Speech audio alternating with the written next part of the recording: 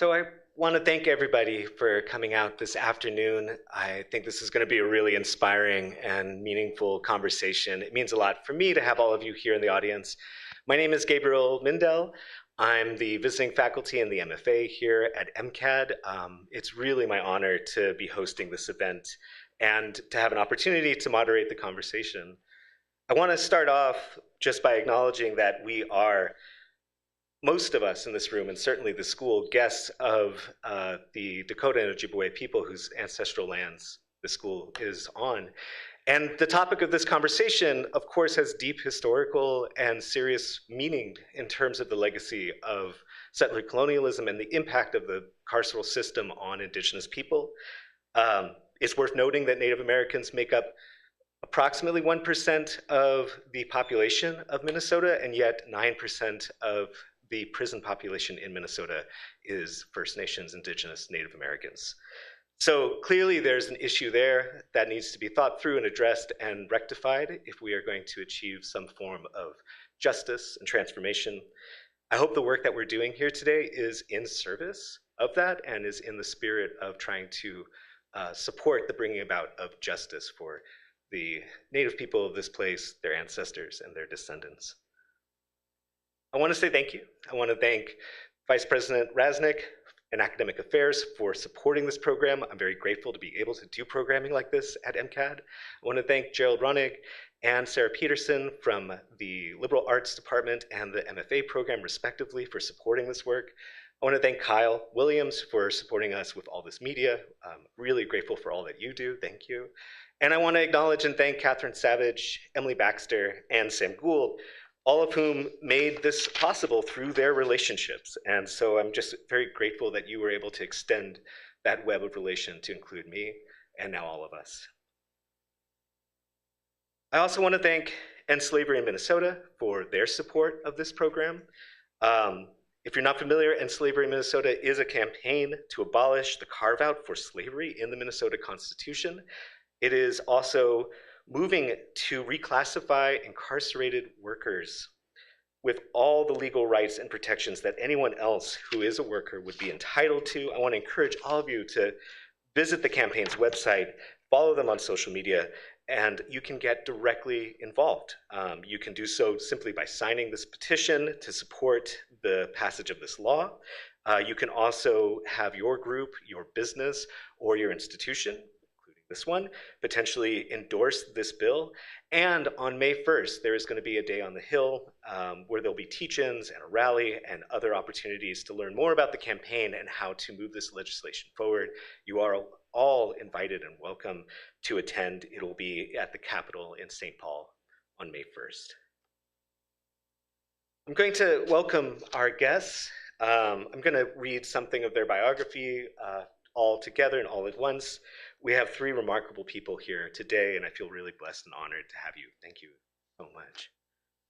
First of all, I want to introduce Risa Puleo, who's an independent curator based in Chicago. Her groundbreaking exhibition, Walls Turn Sideways, Artists Confront the American Justice System, was curated for the Contemporary Arts Museum in Houston and traveled to Tufts University Art Gallery in January 2020. Monarchs, Brown and Native Contemporary Artists in the Path of the Butterfly, curated for the Bemis Center for Contemporary Art during her year as a curator in residence, traveled through the summer of 2019 to MoCA North Miami, Blue Star Art Space, and Southwestern School of Art and Craft in San Antonio, and the Nerman Art Museum in Kansas City. Other exhibitions have been hosted by Leslie Lohman Museum in New York City, Franklin Street Works in Stamford, Connecticut, Art Pace San Antonio, Charlotte Street Foundation in Kansas City, and more. Puleo has a master's degree from the Center for Curatorial Studies at Bard College and Hunter College and is a doctoral candidate in Northwestern University's Art History program. You're going to do this.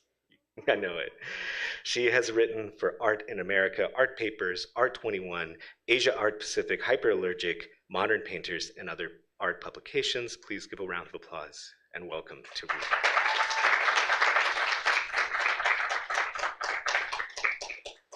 Author, publisher, activist, and leader Antonia Williams is the voice of people who can't advocate for themselves and a story of hope. Incarcerated for 14 years, Williams found meaning in mentoring other Black men and organizing them to stand up for their rights, including leading a prison strike that got results. Yep.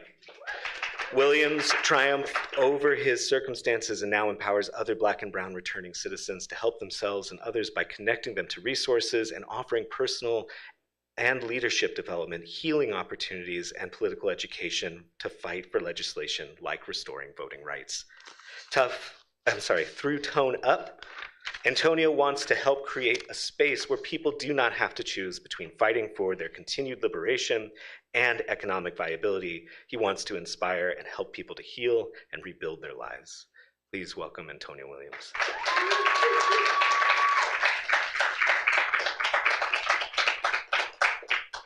Jennifer Bowen is a writer, educator, editor, and the founding artistic director of the Minnesota Prison Writing Workshop. Yep. Her essay collection, The Book of Kin Essays on Love and Vanishment, is forthcoming still from Milkweed Press. Jennifer lives in St. Paul with her dogs and her restlessness. Please welcome Jennifer.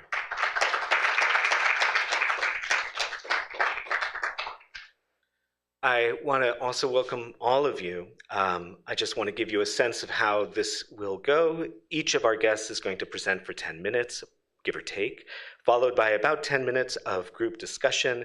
And then there should be at least 10 minutes left over for question and answer. So please, when we get to that stage, feel free to raise your hand and ask questions in the Q&A. We really want you to be part of this. If you are online, your audio and video will be muted, but you are invited to ask questions through the chat. If you have any technical difficulties, please email us at the address that's listed on the screen. So finally, before I turn things over to our guests, I just want to say a few brief words about why I felt compelled to organize this event. As this chart indicates, incarceration is not a marginal problem. There are nearly 2 million people confined nationwide at any given time.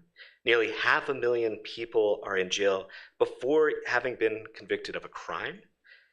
And nearly 1 in 3 Americans will be incarcerated at some point in their lives. So if we were to look around this room, I invite you to imagine this, that 1/3 of us in this room will have had the experience of confinement. This means that most people will either have personally had an experience of confinement or will know someone who has, a friend, a coworker, a family member, a loved one. And this is my point. We cannot tell just by looking at someone how the criminal justice system has impacted those around you, your classmates, your teachers, staff, friends. It's possible that any one of them may have had their lives changed by the effects of mass incarceration.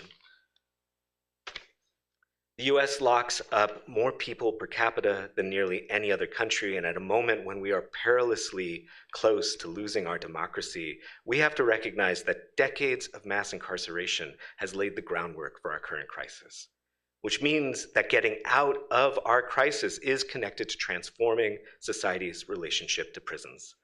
As artists and creatives, you have gifts of imagination and visionary talents that are needed for this work. Artists and writers, both inside and outside of prison, have been at the heart of reimagining what justice and freedom might look like in the future. Today's panel is an opportunity to learn from people who have been part of this process, and it's an invitation for you to join us. So without much further ado, I would like to invite Risa, Puleo to come and join us. Thank you.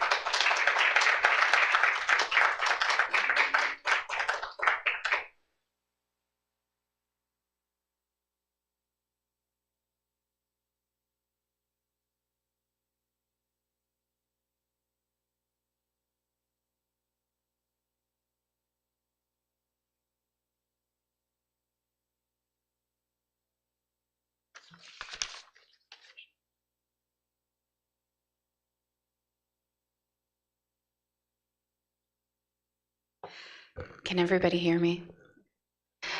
Thanks for being here. My name is Risa Puleo. I'm a curator, I'm an art historian, and I also teach art history at the School of the Art Institute in Chicago. Around 2012, my father was incarcerated. And a very classic example of like justice gone wrong. He was asleep in a car. This is Texas, where people just have guns and somebody used that gun in murder, and he was blamed for being the gun owner and is now finishing 10 years incarcerated and with the possibility of parole this summer. In this moment, my family was caught up in a fairly nebulous and instant process of having to get a very deep dive on what we were experiencing, what were the roads in the past we were traveling. And it was so convoluted and confusing that along the way, they made very difficult decisions that led immediately to incarceration. And part of that had to do with like, we actually didn't know anything. At the same time, as a curator who is talking to artists all over the country about all sorts of things, painting, butterflies, I kept meeting a group of artists in Chicago, and also was probably meeting Sam Gould at that time too, and would have just questions for these artists like, but why did you think that you could close a prison with your artwork? And how did you, first of all, come to that thought, let alone achieve it? And I'm talking about the work of Lori Jo Reynolds and a group of artists around that have like worked with incarcerated people, their families, lawyers, advocates, under the name TAMS Year 10. They succeeded in closing the Supermax prison, TAMS, in Illinois, by arguing that it was inhumane and using artistic means to do this. So I only wanted to spend time with these artists. And the result of this intensive time with this artist was this project called Walls Turn Sideways, Artists Confront the Justice System. This was also a moment, if you rewind to about 2012, this is when like Orange Was the New Black was out. And was, it was also around the time that the new Jim Crow was like very popular, and these two kinds of events were facilitating a kind of production of exhibitions in which museums or curators thought that just the bravery of hosting an exhibition about prisons in general was radical. Often with no insight into how incarcerated people were being exploited with the museum, or any kind of examination of an argument that I make in this exhibition that museums and prisons are sister institutions, without going very deep into the very deep theory. Coming from Foucault. The idea would be that museums are the place where we put everything that we want to celebrate in society. And as the museums rise in the 19th century, we also see a shift in punishment where incarcerated people in the act of public display of punishment gets increasingly removed from public view, resulting in prisons that are very isolated. And hard to see. I can actually show you this. So this is a work by Ashley Hunt in which he visited the majority of prisons in the continental United States. Oftentimes, you can see here very, very, very, very far away, the physical and visual inability to even access this space as we've removed people that society has somehow deemed in opposition to celebration. And so one of my questions when I was making this exhibition was how not to replicate this, what I feel is an ethical problem. How not to participate in the kind of the presentation of perhaps works by incarcerated people that often felt like exploitative to me, and that there was no parallel movement to aid their liberation, that a curator's job was then to just put something on the wall. And for me, as I experienced in this exhibition, many incarcerated people, formerly incarcerated people, their families, people struggling with the justice system in this moment came into the museum, really needed to process these intense experiences in the museum. And I had been talking to the museum for a while to say like, and what can we do for them?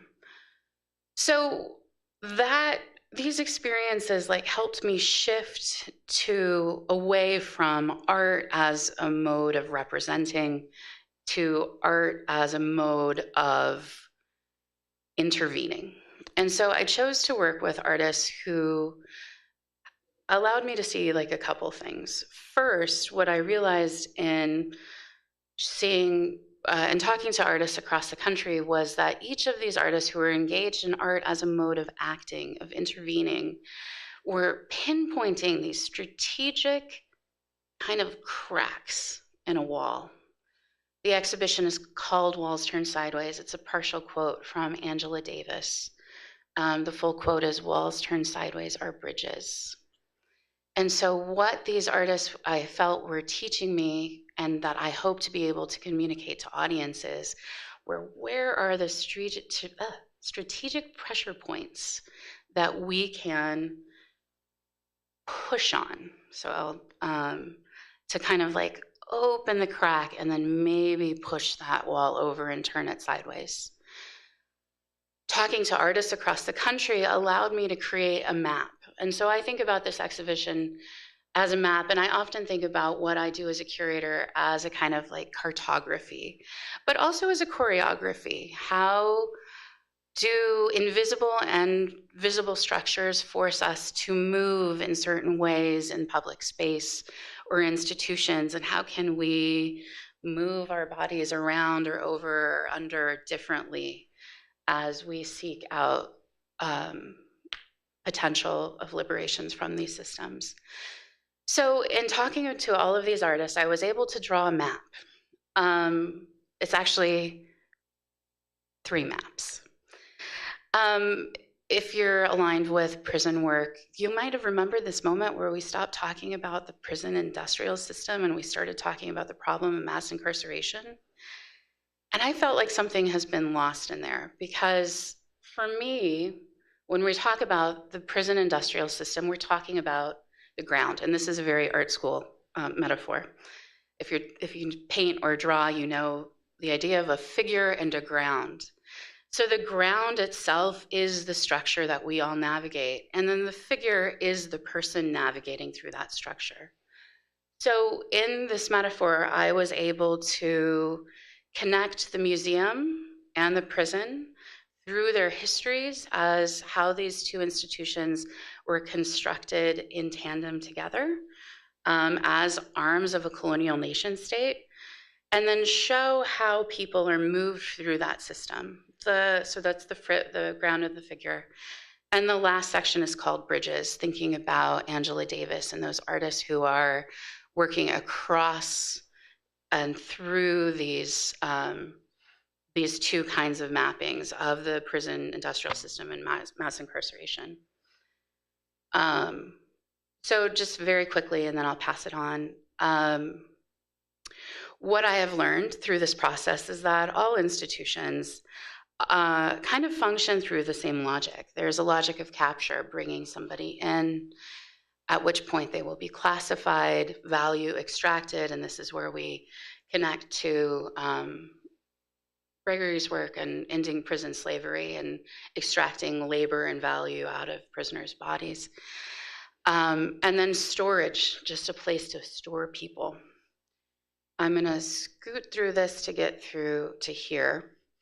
And this is where I'll slow down to show you some work, some artists. Once people are navigating this institutional field, we have artists who show us the process of moving through the prison as an institution that begins with racial profiling. And I'm here showing you work by Glenn Ligon, connecting runaway slave posters of the 18th and 19th century to contemporary wanted posters that were used, that were upended by Dred Scott in a project in which he engaged young people in New York during New York stop and frisk era. From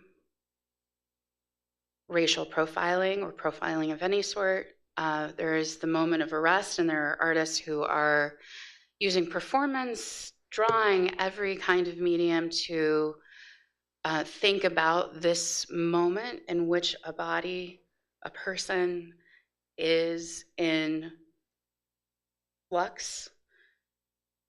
And I'm going to move here to Sam Gould's work to think about the ways in which he has explored how due process has been exploited and abusive to young people in Minneapolis. Artists like Deanna Lawson show us the experiences of being removed from your family once incarcerated. And then there are artists who are thinking about how to, the many ways that you can exit the prison, including re-entry with the work of Lori Jo Reynolds, who is the artist involved in closing the Supermax prison. I will wrap it up, and I have tons more images and lots more to say about artists. But my goal in this project was very simple, coming back to my father, was to make the world we were navigating, like mapping the world that we were navigating, and then being able to make that transparent to others who might be navigating the same. Thank you.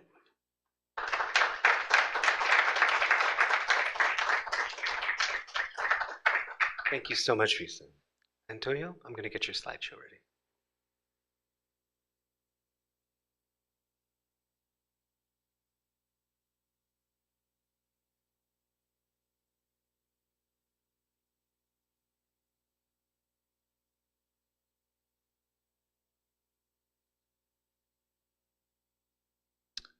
How y'all doing today? Give yourselves a round of applause. Thank y'all for being here.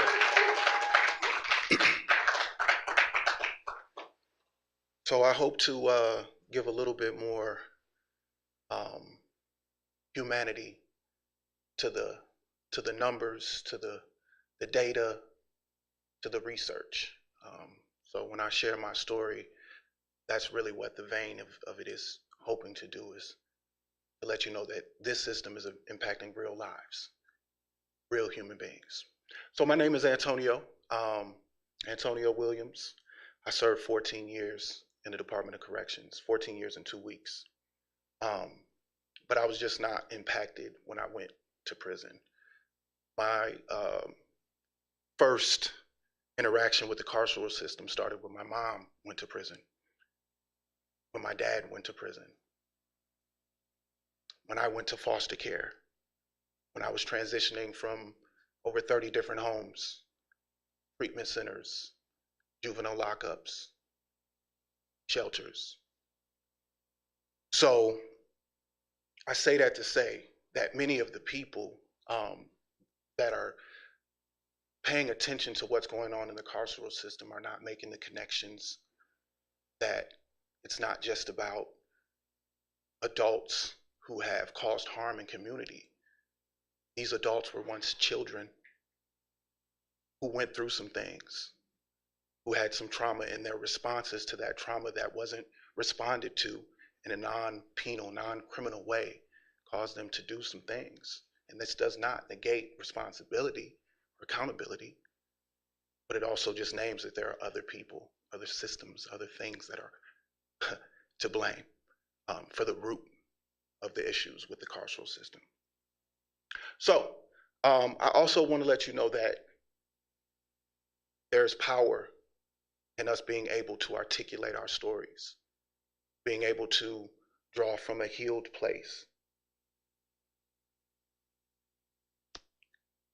Writing is what allowed me to do that, diving into words, understanding my experiences through new words.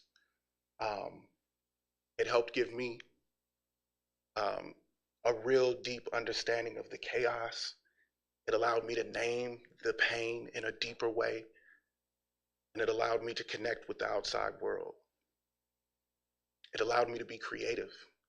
It allowed me to create another world and bring people into it. So while I was incarcerated, I did many things with my writing. I earned an award for short fiction through PEN America, a national publication, a national organization. Yeah, y'all can show me some love if y'all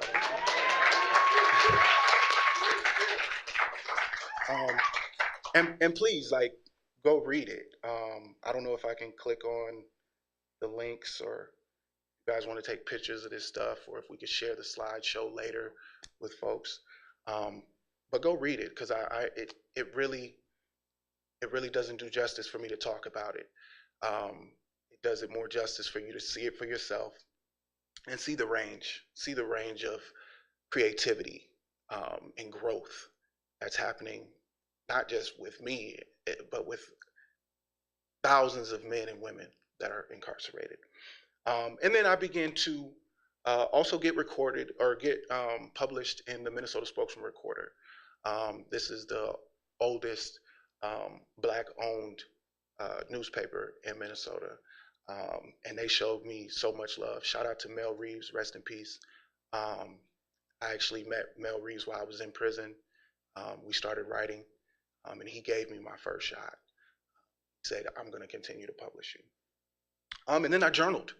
I journaled for 12 straight years. I'll talk a little bit about those journal entries in a minute. But here's some of the things that were published in the Spokesman Recorder. So what I wanted to do, what I started to do once I learned how to write, once I learned how to connect writing and the arts with my experience and the experience of mass incarceration, it caused me to want to inform the world. I wanted to tell people, I wanted to shout about what people didn't know. I wanted to shout about the misconceptions. We would watch TV in prison after a guard was assaulted, or a new law came down, and the justification was because of something a prisoner did, and I had something to say about it. The truth. It was all I had to say about it, was the truth. And so, shout out to MPWW, and yeah, yeah.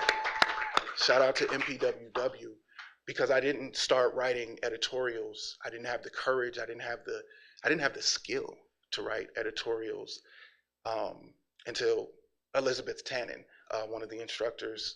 I had submitted something, and she was like, "This is more like an editorial. You just want to do this with it, kind of think about it this way, and remember word count, because they're going to make you cut it down. So you got to be quick. You got to say what you need to say in like 600, 700 words."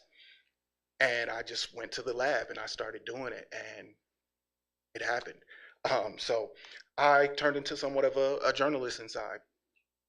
You can see some of these titles, and I encourage you to go check these out for yourself as well. I really give a real analysis about what's really happening in there, right? And a lot of these were direct responses to articles that I would see in the Star Tribune. News snippets on Channel 5 and Fox, and I would respond directly to what the fallacies and the misconceptions and all of that. And I would share it with my brothers that were in there with me, and it was powerful. We were connecting. There was hope there.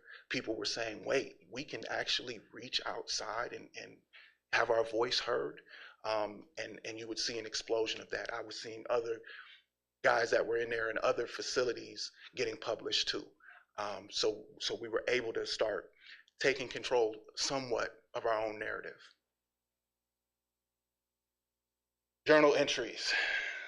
Man, this is my actual journal. Wow, I actually got chills seeing it again right here, so blown up. But look at the highlighted one, right? I chose to take a picture of this one. I had 153 days left. They locked us down to celebrate the 20th anniversary of the opening of Rush City Prison. Disgusting. I was so disgusted that day. I remember that day like it was yesterday. I know you remember, Chris. You remember that day? Oh, man. I was disgusted. So I wrote about it, of course. But these are the things that allowed me to vent, that allowed me to express myself, that allowed me to have conversation with myself. And then it began resisting. I helped organize again a prison strike, a prison industrial strike. This was us ideating together and saying, "Hey, we have a problem. Let's do something about it. Let's put some things to the side." I got in touch with myself, my spirituality, and I taught others how to resist, how to take control through learning. Well, it says legal training, not legal training. I taught people how to write grievances. I taught people how to look up policy. I taught people how to quote policy to officers when they were in hallways, when they were getting pat search, whatever the things were. I helped people actively fight back and resist. This is an article I encourage you to read. This is about the strike. It gives detail.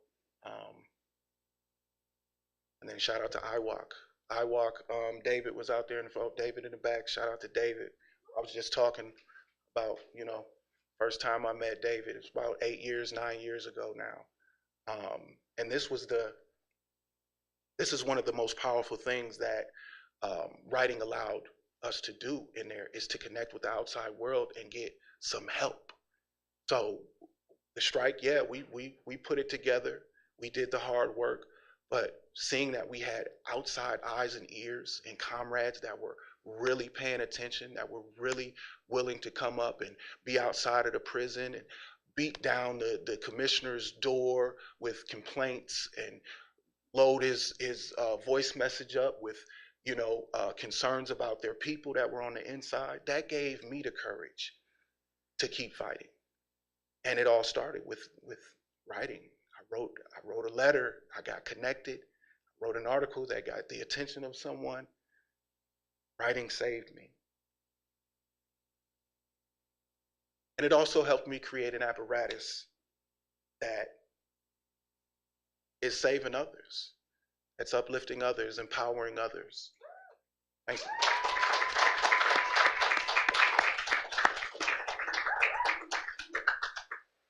So our 5-year anniversary is coming up. My 5-year anniversary of being home is coming up June 22nd. I'm off parole June 21st.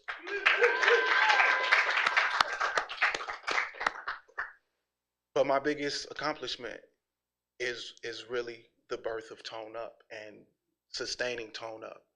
I've poured everything I am into this, and I will continue to. What we do here is we are our own help. We are our own salvation. We are our own community. We are uplifting each other. We're saying we got what we need. We got what we need. We have the resources because we are the resources, right? We have what we need. We're doing something that the system has said that they can't do. Said they don't know how to keep people after they've been incarcerated, keep them from recidivating, make them whole. That's not even their goal, right? They don't want to make people whole. They don't name that, right? They can't do that because they didn't name that as part of their mission, right? So what we've done is said, hey, we are the best people positioned to take control of our own reentry, our own reclaiming of our dignity and our space back into this free world. And so the things we do is provide reentry resources, housing, employment opportunities. If a person has fines or restitution that's keeping them from getting their license, barriers that are preventing people from actually having a shot at being okay out here, let alone, thriving, right? This is what we're doing. And then we're using the democracy and engaging our democracy to empower our people, to say you can find power, you can claim power, you can resurrect power within you by getting involved in your democracy, having a say in what laws are being passed, how the people that you still got left behind in prison are impacted by these new laws that you can help shape, right? Prosecutor-initiated sentence adjustment, Minnesota Rehabilitation and Reinvestment Act, right? Clean Slate Initiative, Clean Slate Act. These are things that are impacting people in real time, and we have a say in it. And if we can show our people that by you engaging in this, you can claim some power and you can carve out a world that you want to see right here in your own community by engaging in this process, that is, whether you want to engage in it or not, is engaging in you. It's deciding what your taxes look like, what curriculum your kids are going to learn in school, right? You have to choose to participate in it, and once you do, you'll find power. And we're doing a great job at it. We give trainings on how to effectively organize with each other, how to utilize data in a way that protects the integrity of what we're doing, but also allows us to build real relationships and not move in a transactional way, as most politics and democracy things are, right? So we're doing something radical, I would say, and it all started with the pen.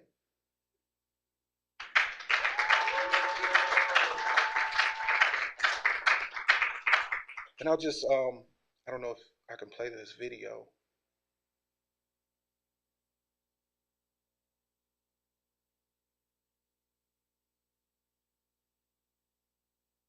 A minute. Thank you, Madam Chair, members of the committee. Thank you, Representative Pinto, for bringing this bill. My name is Antonio Williams. From 2006 to 2020, I was confined inside the Minnesota Department of Corrections. It's very hard to find someone who did that amount of time and didn't do any prison industry labor. In prison, the prisoners clean the prisons, make the food prisoners eat, make the mattresses prisoners sleep on, make the license plates that are on all of your cars, and the balloons that were at the latest event or party that you were in were probably folded and packaged by prisoners. In the Stillwater facility, where the prison industry compound is outside in garages, I have worked in the sweltering heat and the bitter cold for 25 or 50 cents an hour. What I was really working for, though, was a chance to visit and call my loved ones, go to the gym and work out, relieve some stress, and try to stay healthy under those conditions. Those are the things that are taken away from me if I refuse to work for the 25 cents an hour. The degrading humiliation that comes with prison labor is not just about being stripped of those human rights. It's also about literally being stripped naked, sometimes in front of other prisoners, and randomly searched for contraband in the form of packs of instant coffee, deodorant, or overpriced food items that the prison sells. The people entering prison for the first time are getting younger and younger. Many of them have never had jobs. Do we as a society believe slave labor and degrading strip searches is the right way to introduce them to the workforce?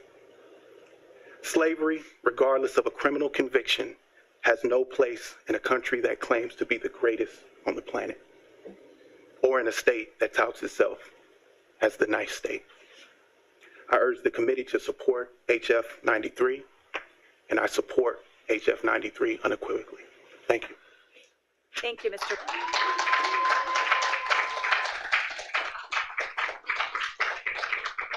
So again, writing has allowed me to advocate for something bigger than myself, right? That's the biggest, I hold on to that and I want to spread that. When we're doing things that are bigger than ourselves, the impact is so much more long lasting, right? We get to see it. When I'm gone, I'll be able to, it'll still be here, there, because I didn't just do it for me. And so that's what writing and advocating and all of these things are allowing me to do. But it's also allowing me to make real impact in other ways, right? We're reaching out to thousands and thousands of justice impacted people for our work, through our work, not just during our democracy, but especially during our democracy engagement stuff. So we're helping people get jobs, we're helping people get housing, we're doing all of the things that, that I didn't think, I'd be able to be in a space to do. But I dreamed it, I wrote it, but I didn't know what type of resistance, I didn't know what type of support I was gonna get. But it's been overwhelming. The support that I've received, and it needs to be replicated. And that's why I come and I share my story like this. I'm open all the time to sharing my story because someone needs to hear this. I think everyone needs to hear this, but someone definitely needs to hear this in a life-saving way, right? So I just want to say that not only did I create these things through my writing, not only did I resist, but I chose to use writing as a way to transcend all of the things that I went through from childhood to adulthood. It allowed me to connect in ways that nothing else could. It allowed me to dive deeper into myself. Not only am I creating all of these things, but I'm connecting with people. I'm building a community. And if you take nothing else from this, take that when you give someone an opportunity, it can change their life. It can save their life. My life was saved from an opportunity. And now I'm creating things. Thank you.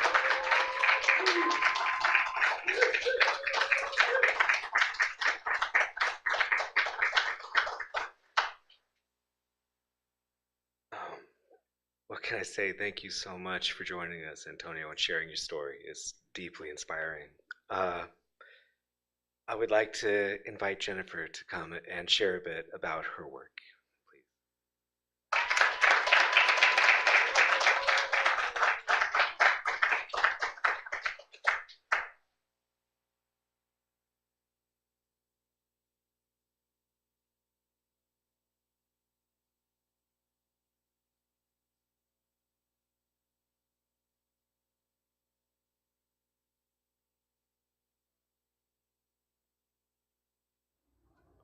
Fire in the hole. Mirror gazing. Hi, everyone. Thanks for coming, and thanks, Gabriel, for pulling this together. And if we could give Antonio and Risa another round of applause.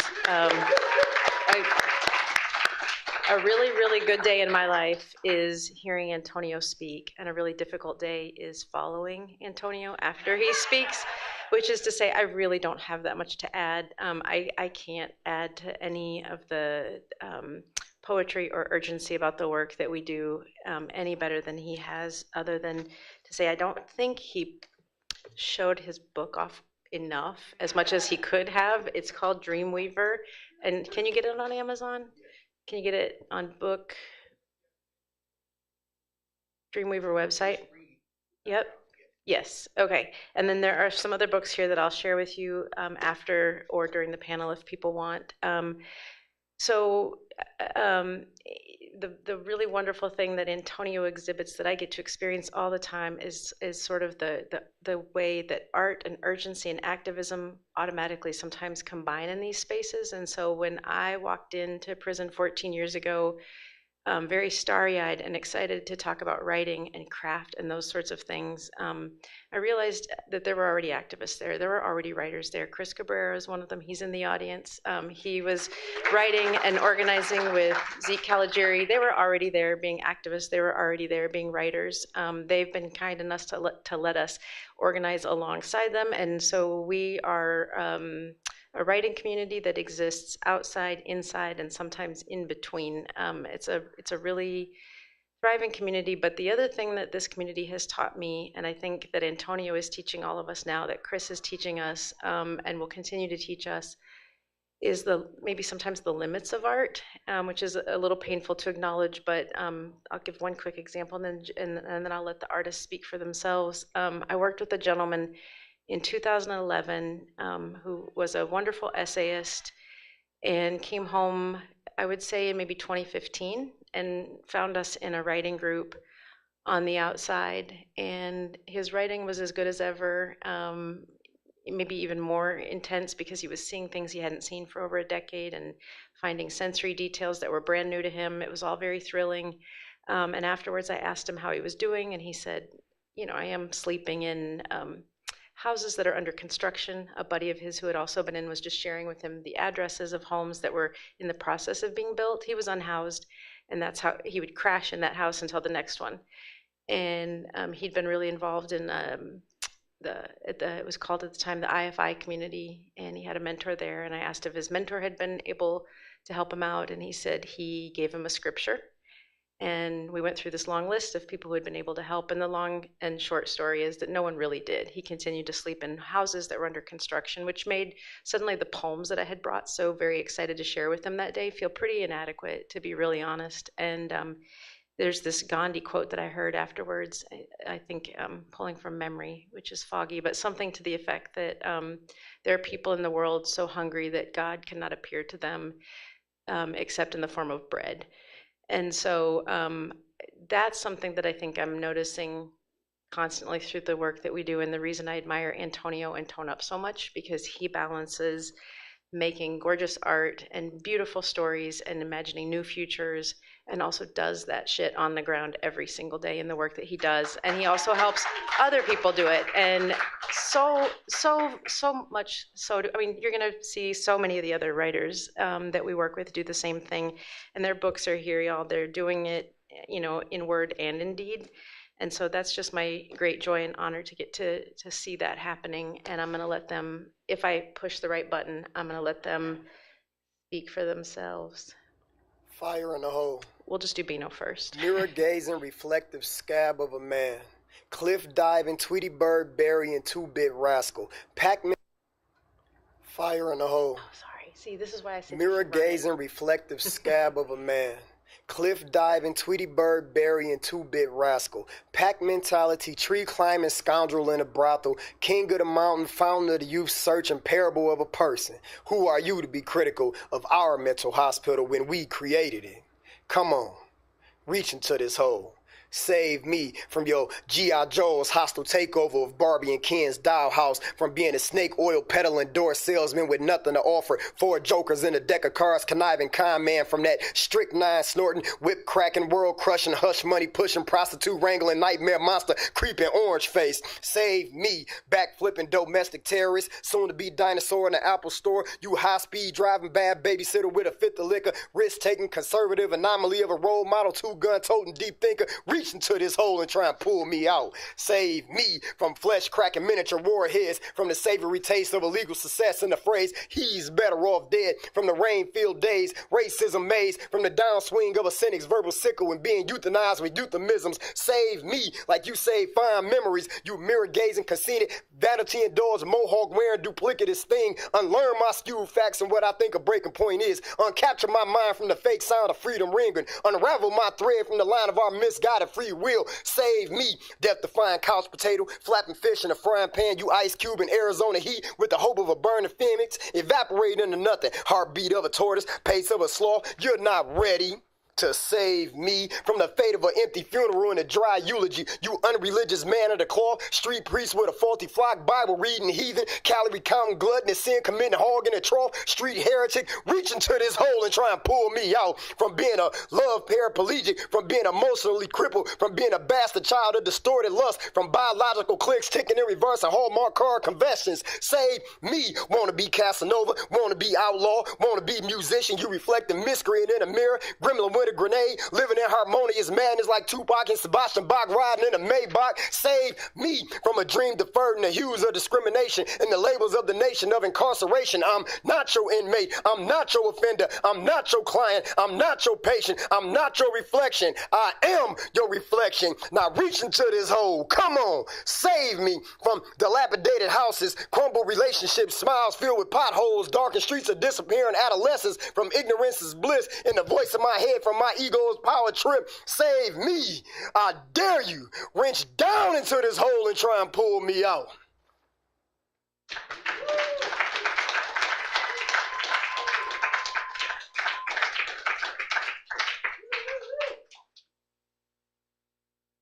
That's Bino.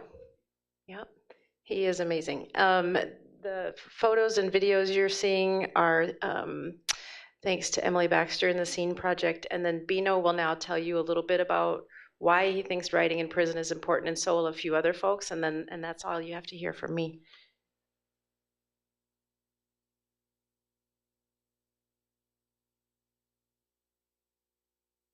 Prison 23 years ago, that they give you this little stubby pencil about the size of a pinky finger, and they give you about 20 sheets of paper, and I'm guessing that most people write a letter to someone that they know, which makes sense to tell people about this new way of life that they have to experience, unfortunately. And I remember writing some letters, but I also remember writing raps with that stubby little pencil and that paper. And that's the one thing about being in prison, is that you can take my pen, you can take the paint brushes, you can lock me in a dark room, but at some point you will have to provide me with a writing utensil and some paper. And at that moment, I can document whatever I'm thinking. And that's why writing is, I think, more well suited for people in prison. If an institution's goal is to help the individual get out and be a better, productive person, then I believe that a program like a creative writing program can do that, and it doesn't take a lot of time or a lot of resources. It could be prison run, it could be inmate run.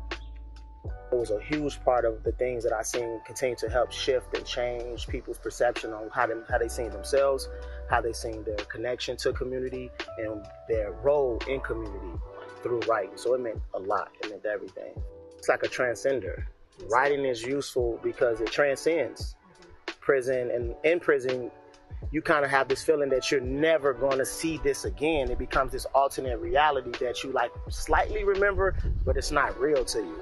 So inside of prison, folks having a chance to write actually keeps them connected to the human family.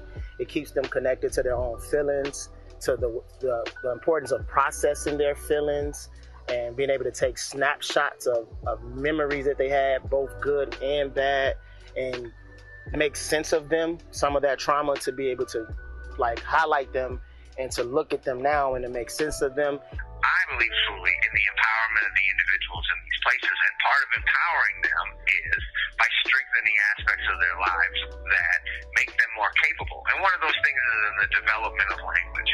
And the development of language, increasing a human being's language, increases their access to power, increases their access to, all the other things in life. And I think that is a really critical element in what we do with these programs. And what we've done on our own is the sense that I do this in order to make myself more capable and to empower myself and the others that come after me.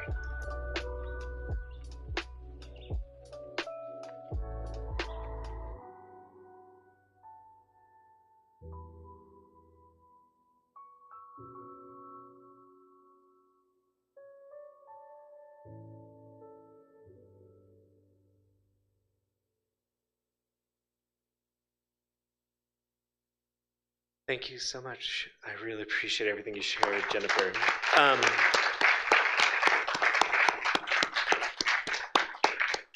With the time we have left in this gathering, I'm wondering if the three of you would be willing to take a seat, and if we can maybe open this space up for some questions, or if there are reflections that people want to share, I'd be thrilled to hear it. Just so that you know, we can hear you pretty well. Please be my guest. We can hear you pretty well from the audience, but please do speak up. And there are microphones which will catch your words and transmit it to the live stream. So, yeah. Maybe I'll start just simply asking, is there anybody who immediately has a thought or a question that they want to share? There you go. Thank you. I would also invite the three of you, if there's things that you want to comment upon or just address or bring up, this is also a space for that.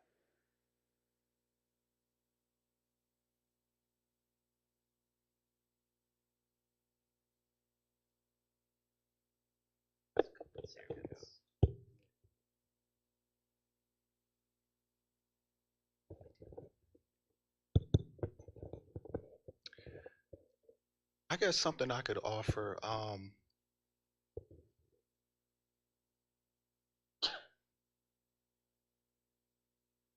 How many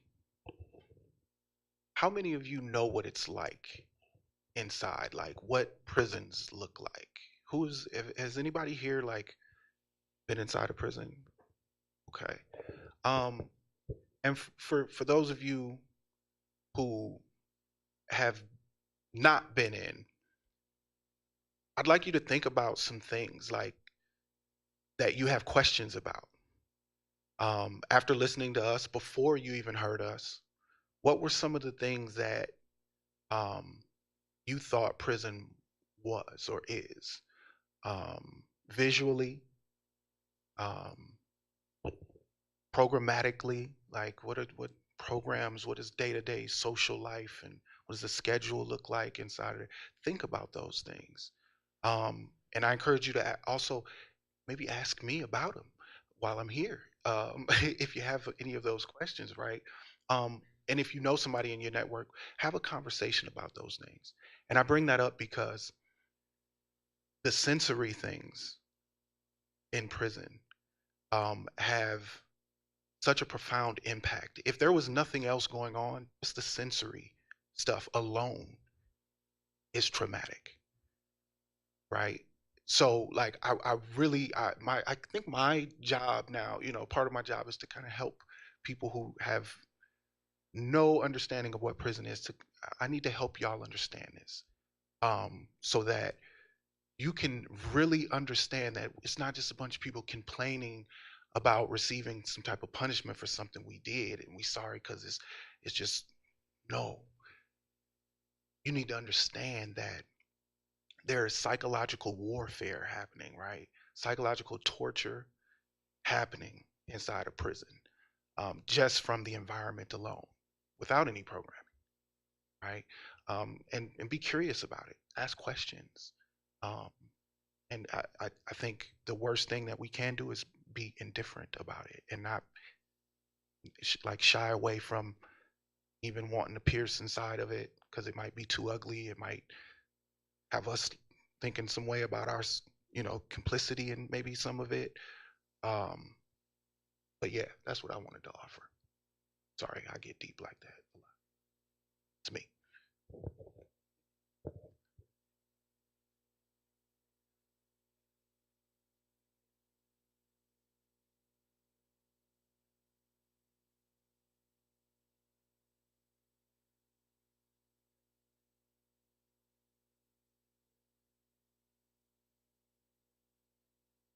I imagine they even have some system for like dosing that out where like, oh, that's too much. You can't possibly need to write that much or whatever, where I can imagine you could fill up 20 pages in an hour and a half, and need to keep going. So very curious about how that works, both for you, Jennifer, and for you, Antonio, and just, your access to the tools you need to write. Great question. In a place where having more than 2 rolls of toilet paper in your room is contraband, you can damn believe they limited paper and pencils and pens and stuff, right? So with your writing utensils, it depends on where you're at, as well inside of the facility. If you're in general population, meaning like you work your assigned job or you go to school as you're supposed to or whatever, you're in general population. So there's regular programming for that. You get all of your the allowable items that you can have as someone who's in general population. So you can buy pens, you can buy paper. So you can buy, now there's something called a 2-bin limit. So you have bins that are about yay big or yay long, about this high. They kind of curve in a little bit so they look bigger than they actually are. You cannot get a bunch of stuff in there. And no matter how much time you have to cram all of your belongings in there wherever you go. And when they come and do a random search for whatever reason, shakedowns, that happen all the time. If your stuff doesn't fit in those 2 bins, they're throwing stuff away. They're making you got to throw it away right there on the spot. So I don't know about other people, but for me, my writings got saved first. My books and my writings got saved first. Everything else, we'll figure that shit out later. Now, and there is a limit of like how many pounds of legal mail you can have, how many, that type of stuff. But now when you get to the whole, you get to segregation, you're very limited. And I did a lot of my writing in the whole. I did a lot of whole time. Consecutive years inside of isolation. And so, when you're there, you have a pen about this size. And it depends on what. In the county jail, it's a pencil. In prisons, it's a pen that is like jelly. It's like a little jelly pen. And many people take a piece of paper, tie it around a pen, or tie it around the pen to stabilize it. You are only allowed, 5 sheets when you go to seg? To start off with, something like that. They give you 5 sheets, 3 kites, something like that. And so when you run out of your paper, you start using the back of kites. Kites are yellow pieces of paper that you use to communicate inter-facility, inter-institutionally. So if you have a question for health services, put it on a kite, drop it in a box. They'll get to you when they get to you. You got a question about changing your clothes because they're too big or they've got holes in them, put it in a kite, drop it in a box. They'll get to you when they get to you. So those kites were filled with notes. I got a bunch of kites still archived with a lot of my writings and ideas on them, stuff like that. But it is limited depending on where you go. Long answer. The size of the bins are 3 by 2 by 1.5. Yeah. Sometimes you wouldn't get the paper. Sometimes it'd be 3 sheets, but policy says you're supposed to get 5 sheets. How often? So they do a in the whole they do a cart day, like Tuesdays, Thursdays. They'll bring razors because you can't have your own razor in there. They bring it and let you use it for 15 minutes, and they come pick it up. And then they'll have extra paper, pens if you need it, stuff like that. And that's it, like every other days or something like that. Yeah. Thank you. New policy is 35 sheets of paper, 2 envelopes, 1 pen per month. You get the paper and envelopes weekly, but you gotta put in what's called a canteen form now. Oh, they do it They through don't canteen. have the carts no more. You gotta order it through canteen. Oh wow. I wanted to offer 3 stories of incarcerated artists and how they dealt with materiality. So the first is an artist named James Howe, who was, in the past 5 years, his sentence was reversed when it was deemed unconstitutional to give life to young people under 18. And he talks about institutional paper. So menus, envelopes, anything that's like maybe coming through your schedule, those all became mediums that also became a sort of institutional critique, the way he could then point back to the way that paper is moving through the prison system. Cheryl Rowland was incarcerated, I believe, in North Carolina as a young person. And his project is, you might know him as the Orange Jumpsuit Project. While he was incarcerated, his job was to paint cells every time they got turned over. And so, as an artist, he was also very aware that he was painting over the work of other artists. Every time, every coat of paint, he would talk about these like thick layers of paint that, are getting turned over with like every cell, but like the wall of the cell becoming a foundation for an opportunity to make something. And then the last artist that I want to talk about is Jesse Crimes, who has started an organization in New York City. And he used bed sheets. And he, over the course of the term of his incarceration, created a mural on bed sheets that would fill this room, like 3 bed sheets high by like 60 bed sheets wide, and like sending them out through the mail. And I don't know how he did that, but I also wanted to just give like not writing, but other kinds of mark making and how artists are facilitating their practices while incarcerated. I could just quickly add this idea of sending out paper. I happen to know an artist who's a visual artist, poet, and writer who sent a lot of really expensive paper home. And I wish he were here to explain his project. Oh, look. Is it all right if we explain it? Sure. Just a little. Do you mind reminding me how much some of those pieces of paper were? Well, Antonio knows. So the chap, remember Chapman? You could speak on when they started charging us $0.25 a sheet. Remember? Oh, yeah. Yeah. So you're talking about when we went up to the libraries when we needed to get copies and stuff, right? Yeah. So there started to be this. Everything costs in prison. Everything costs, and they're charging us for everything. So you get creative, right? Chris got creative and was using all of the old papers that were used for kites, used for scratch stuff, memos, all of the stuff, and was sending it out. And he came up with this idea of repurposing it, transforming it, and creating art over it. And he did a wonderful job of doing that. I wish we had visuals. It's a lot of pressure to talk about. Yeah, it is. It is. But yes, visual art over the paper. Like how they were charging us to pay. That's what I meant. No, I apologize. But we can direct people to see it at the Wiseman right now. Yes, it is there at the scene. Till May 18th. Yeah, 18th. Yeah.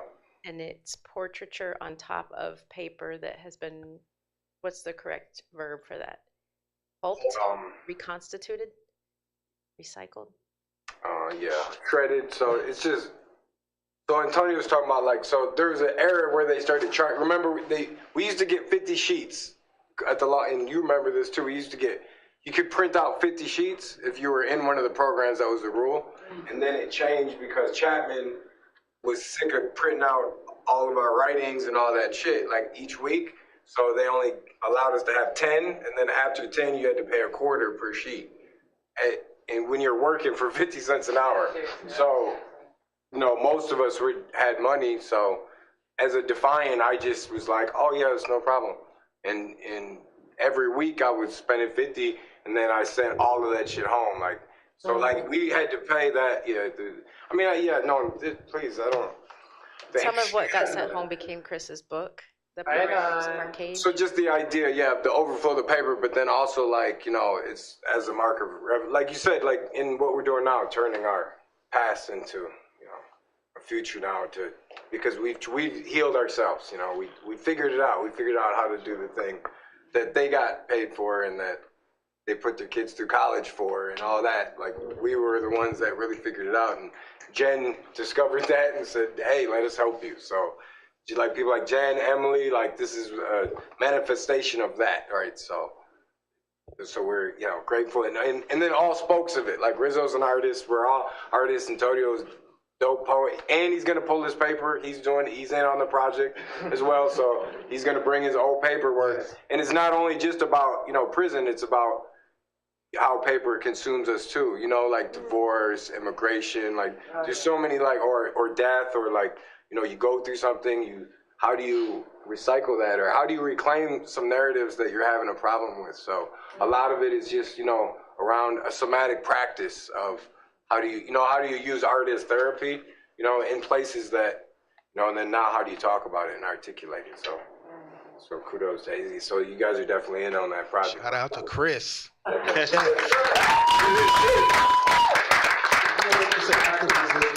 like when I hear and when I see my brothers, like we resisted in like the realest way, you know, like the most tangible way we resisted.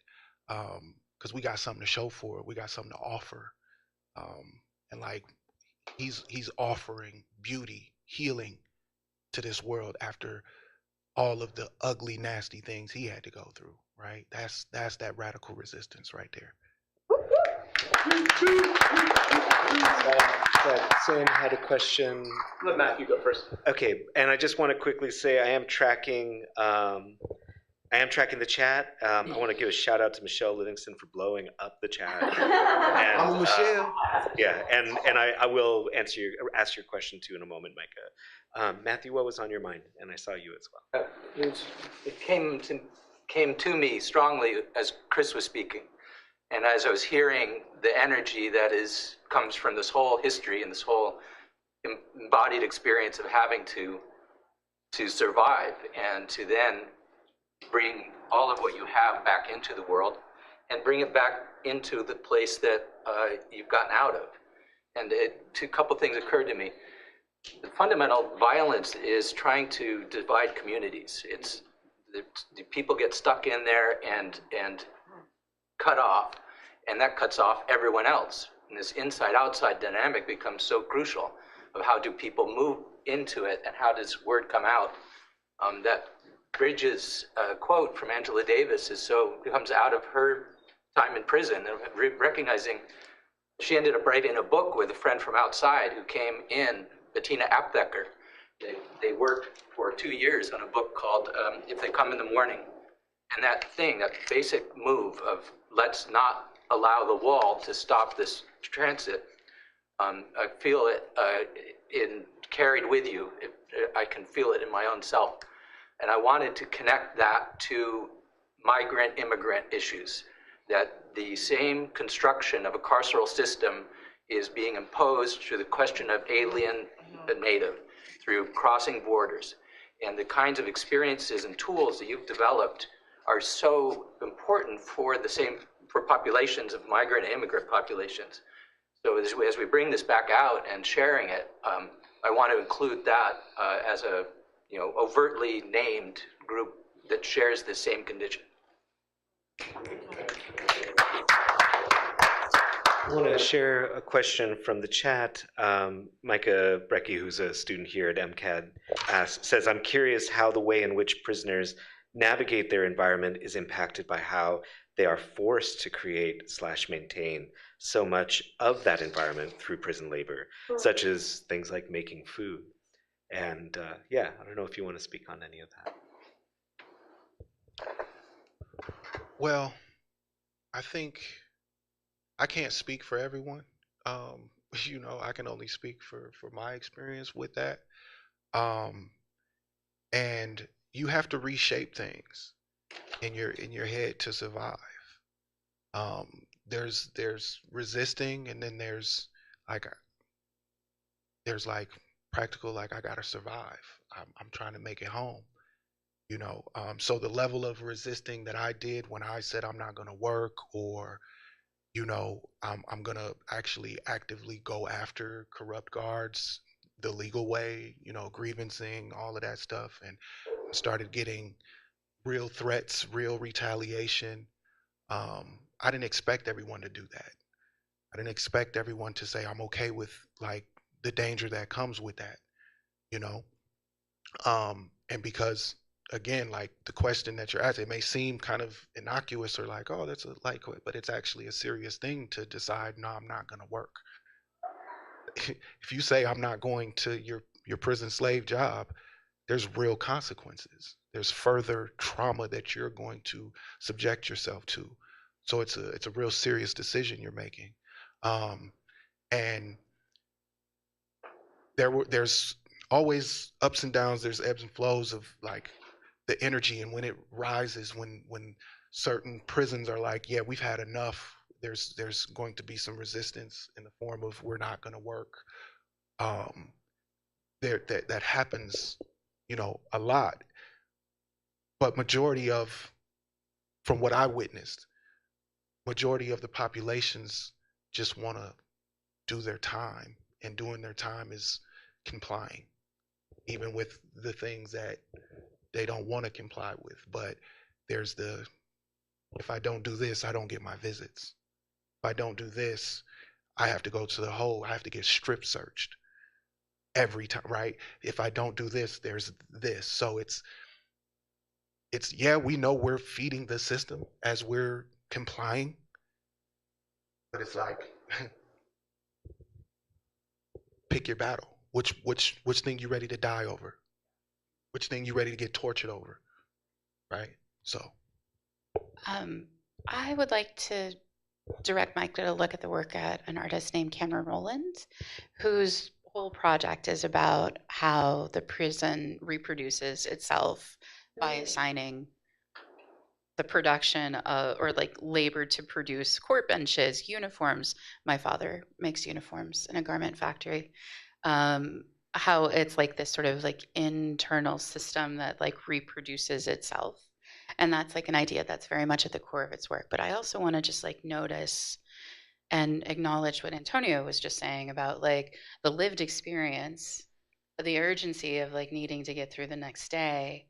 And then also, I'm going to say like as a family member of an incarcerated person, like the sort of the anxiety that like motivates me to try to like understand, that then allows me to think on a more theoretical level, because I don't feel like I can do anything else on the like aspect of my loved one. So like these two kinds of concerns and like how they produce two different kinds of processes on being like on the inside, but then on also being like on the outside, tethered to the inside in a very urgent way. Thank you for that. Thank you for that. And it reminds me of like, you know, when we have a loved one on the outside and we're in there and we're telling that loved one, whether it be a wife, a girlfriend, a mom, a sister, whoever, right? And it's like, well, I'm not going to go to work. I'm not going to listen to what this officer is saying. I'm not going to do this thing. It's usually met with, no, don't make no trouble in there. You don't want, like, don't let them get to you. Don't let, and we have to balance, like, you don't understand what I'm saying. what I'm Yeah, no, my father often is like, don't get too hopeful. Like, that sounds really, yeah, I can see the story of like, yeah, you're getting too excited about this potential right now, and I don't want you to be disappointed. And oftentimes it's also like, I'm sorry, I can't hear you. Can you say that again? You're going into lockdown. Like, when, would you know when you're going to get out?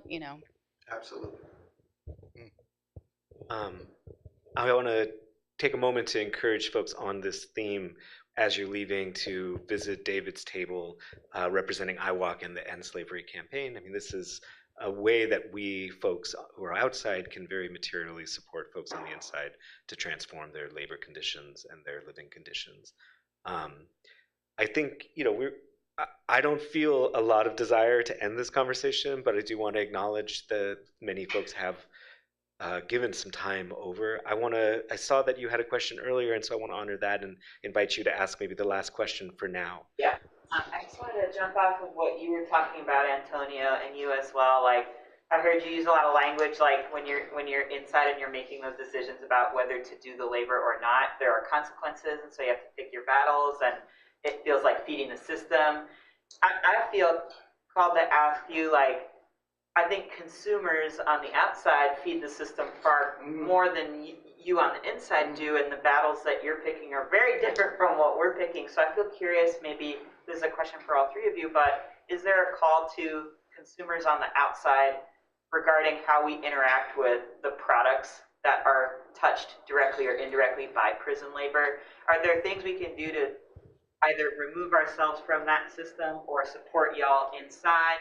Or, the prison strike, for example, like, are there ways we can support that kind of materially, and what are your calls for us in the room? Thank you. That is, thank you.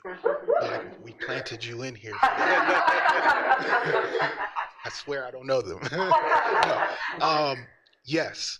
There are lots of things that you can do, and it is a different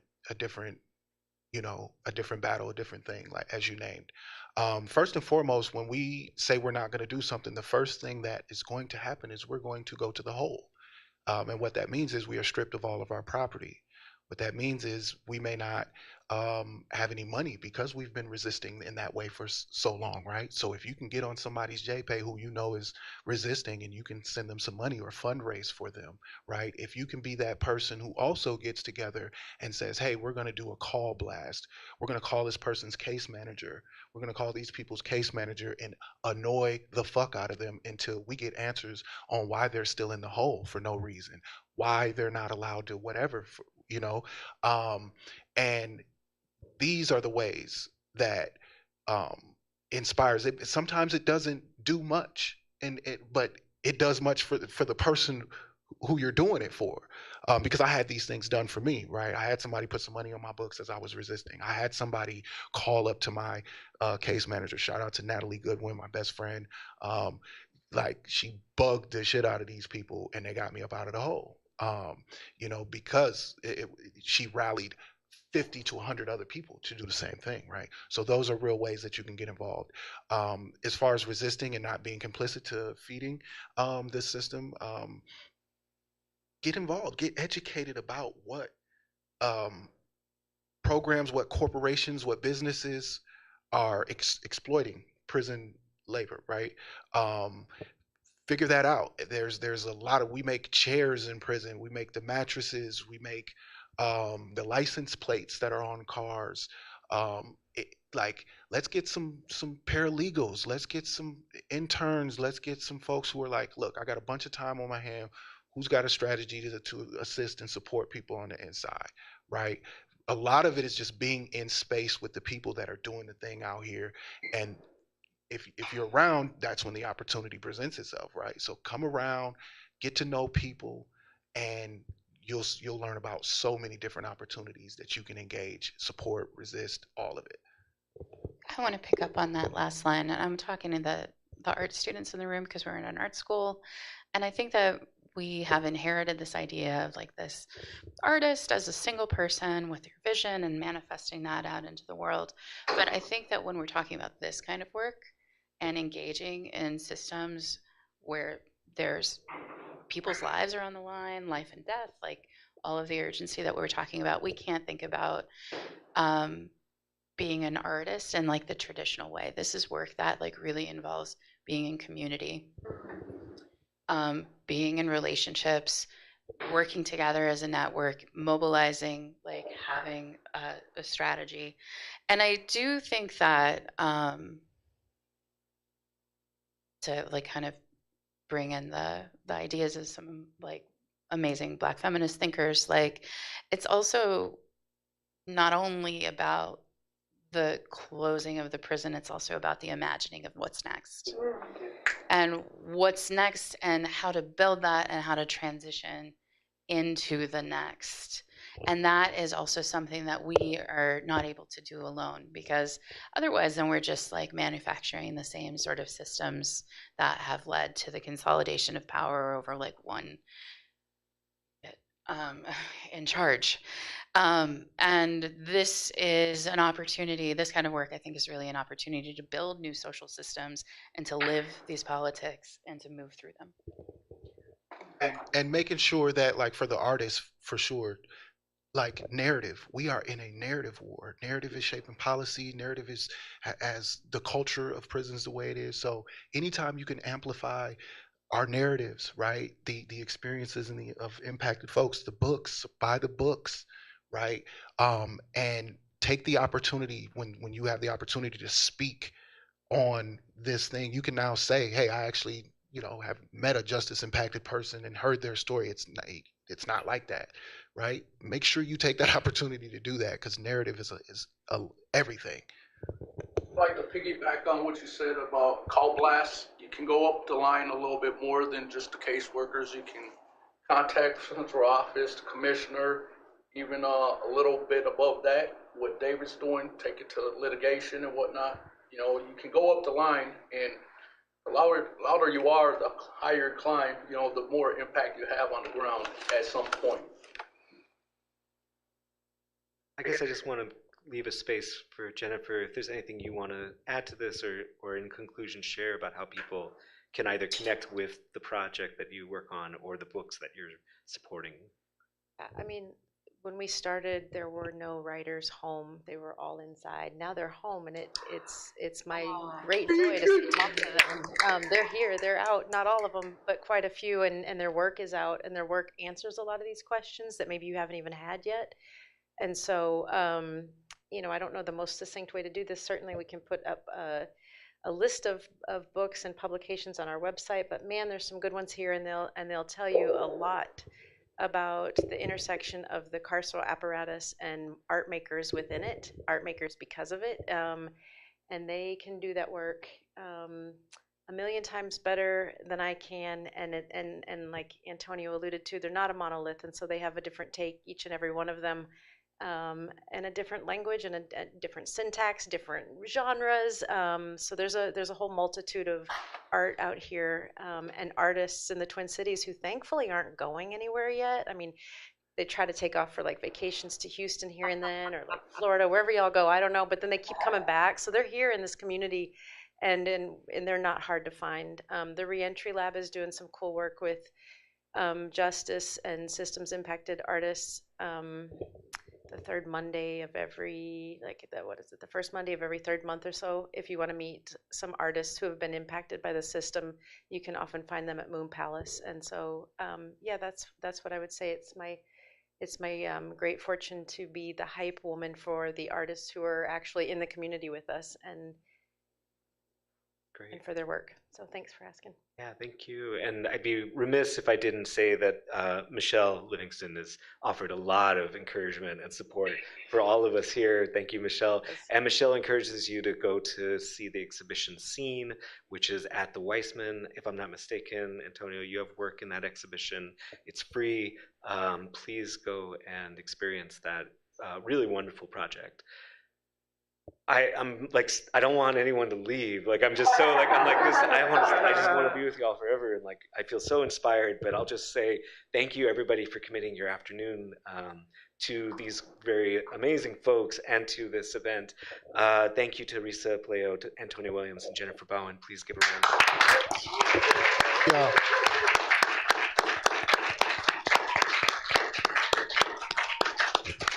I'm happy to stick around for a moment if anyone wants to check in with me. For those of you who know me already, this is simple. Send me an email if you want to follow up with any questions or links or things that were mentioned.